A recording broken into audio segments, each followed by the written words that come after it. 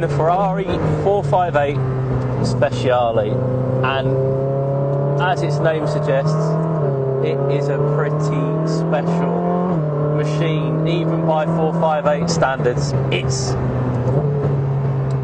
a series production model, which is perhaps a little bit different to how the Scuderia and Challenge Stradale were, but in the detail engineering, it's every bit as special as those cars. They've looked at every area of the car to lighten it or improve the performance or increase the power or the efficiency, which is a common mantra these days, isn't it? But it's a mega thing. As soon as you walk up to it, it's just got more attitude and more interest. There's loads of really cool details. From the front end of the car, it's got active aero, so there's some vents that open up with speed. So the passive aero, actually, they're just pushed open under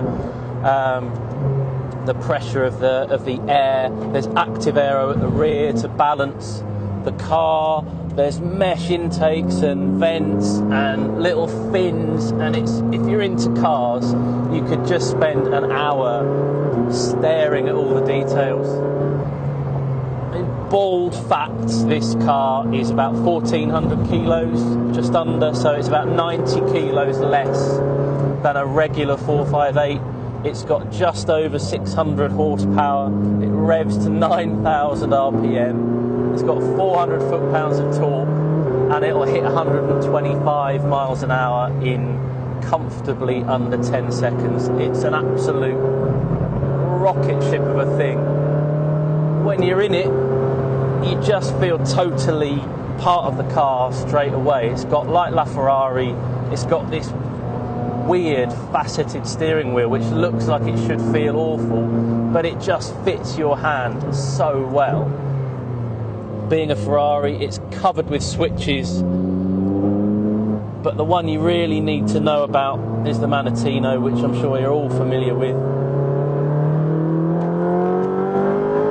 It's got side slip control as well, which is this sort of drift mode, for want of a better word, and it's basically just a new calibration of the E-diff. I think they're on their third generation of E-diff, and it basically works in conjunction with all the other sensors in the car.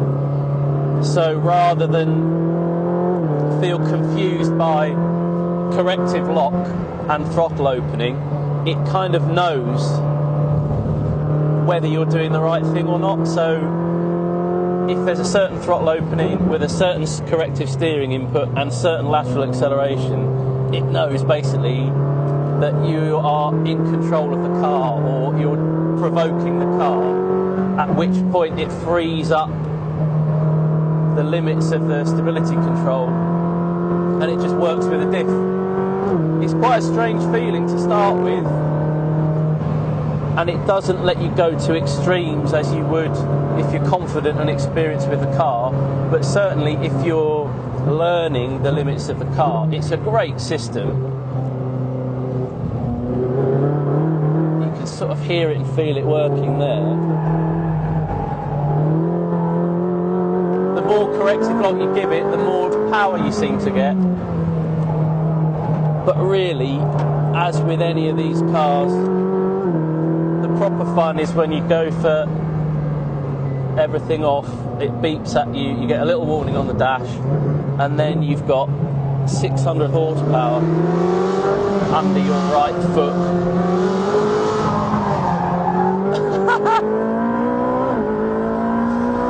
And it just comes alive, this car. The gear shift is the fiercest and fastest you're likely to experience anywhere outside of a La Ferrari. The balance is extraordinary for a mid-engine car. You just seem to be able to play with the throttle and have so much confidence and so much precision. That's the thing, everything with this car is so precise and finely measured. The throttle response is micron accurate.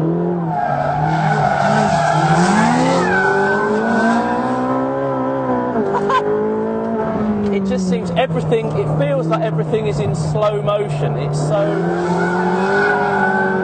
predictable and progressive, which, you know, you have to remind yourself of the capability of this car. It will corner 1.3 G or just over, I think, lateral G. So it's not all power and no traction or grip. It's going round the corner bloody fast, but it's giving you so much back. It's not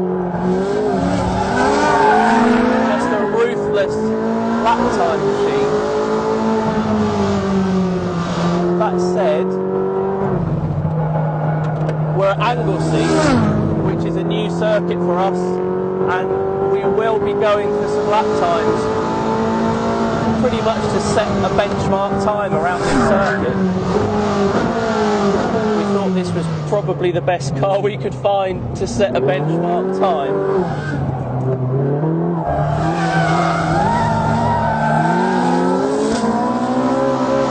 But for now, we'll just go on and have some fun.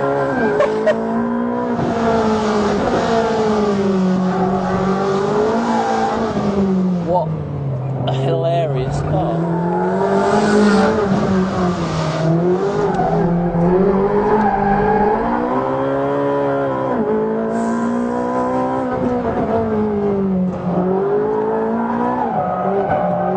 That's fourth gear.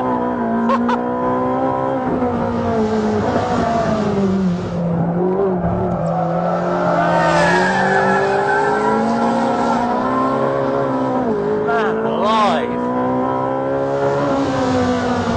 It is such an exciting thing to drive, and it just draws you in. It pulls more from you and encourages you to drive faster and faster and faster.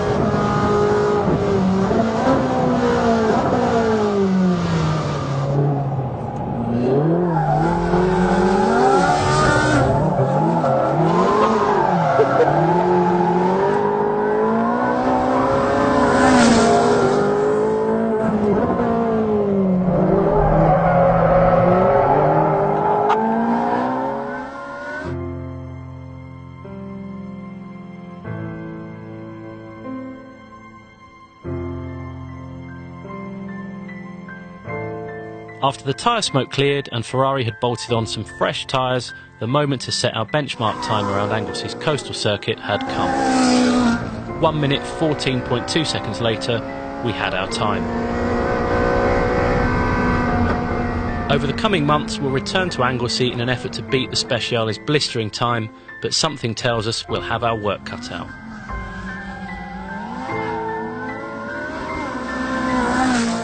For more videos like this, don't forget to subscribe to the Evo channel.